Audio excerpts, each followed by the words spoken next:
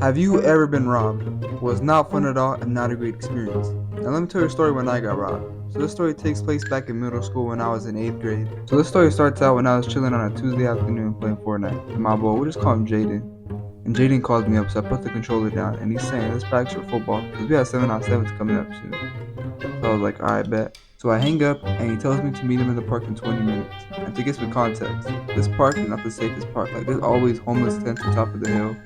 There'd always be needles and pills everywhere too. Like this park was not safe at all. But anyways, back to the story. I walk to the park and meet up with Jaden, and we start practicing like how we planned to. And our older bro, we'll just call him Zach, he just pulled up out of nowhere with another guy, and this guy he was with was like a year older than us. And Zach starts telling us the reason he came over here was for us to play basketball with him, but we tell him not because we're working on football for the 7-on-7s coming up soon. So his friend joins us, and Zach goes out to play basketball. Now to keep in mind, this friend that he was with was a year older than us, so he made me and Jaden look small.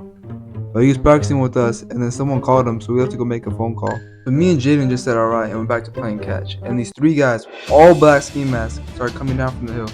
So I started putting my stuff away, but it was already too late. They walked up to us and said what size my Crocs were.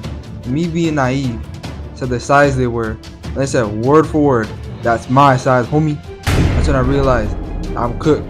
And no word said. They took my bag with all my stuff and my Crocs, and they just ran away.